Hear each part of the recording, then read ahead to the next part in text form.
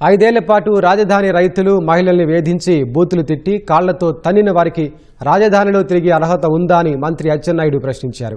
YCP నేతల అమరావతి పర్యటనపై అచ్చెన్న మండిపడ్డారు. గుంటూరులో ఏరువాక కార్యక్రమాన్ని ప్రారంభించిన తర్వాత మంత్రి మీడియాతో మాట్లాడారు. అమరావతి రాజధాని అని పార్లమెంటులో చట్టం చేశారని, గొడ్డల పార్టీ మినహా అన్ని పార్టీలు అమరావతి రాజధానికి మద్దతిచ్చాయని తెలిపారు. అక్కడ వ్యతిరేకించి ఇప్పుడు అమరావతిలో ఎలా పర్యటిస్తారని నిలదీశారు. 5 సంవత్సరాలు అనరానటువంటి మాటలు, చెప్పుకోలేనటువంటి మాటలు, మహిళల్ని ఏ విధంగా అవమానపరిచారు, పొత్త కడుపుల మీద తన్నారు, కేసులు పెట్టారు. ఇన్ని చేసిన తర్వాత పోని ఇన్ని చేశావు, నీకు 2019 ఎన్నికల్లో కర్ర కాల్చి వాత పెట్టారు. అప్పుడైనా సిగ్గు రావాలి కదా. అప్పుడైనా సరే నేను చేసింది తప్పు లెంపలేసుకొని ముక్కు నేలకు రాసి ఆయన ఏదైనా ఒక స్టెప్ ముందుకేస్తే అడగొచ్చు.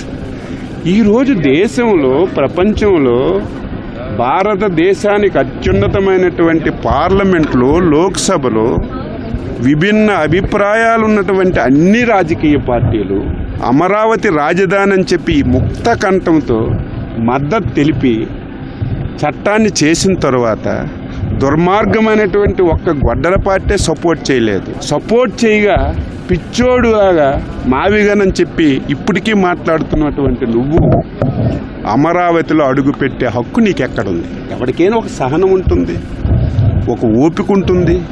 సహనం ఓపిక కోల్పోతే ఏమొస్తుంది? ఆవేశం వస్తుంది. అదే జరిగింది.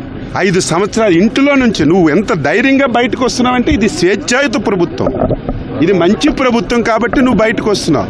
5 సంవత్సరాలు ఏ పార్టీ నాయకుడైనా, ఏ రైతైనా ఇంట్లో నుంచి గడప దాటి బయటకు వచ్చే పరిస్థితి ఉండేదా? నువ్వు పాకిస్తానా, ఇది ఇతర రాష్ట్రమా, ఇతర దేశం అని శ్రీరంగ నీతులు మాట్లాడితే నమ్మేవాడెవడు?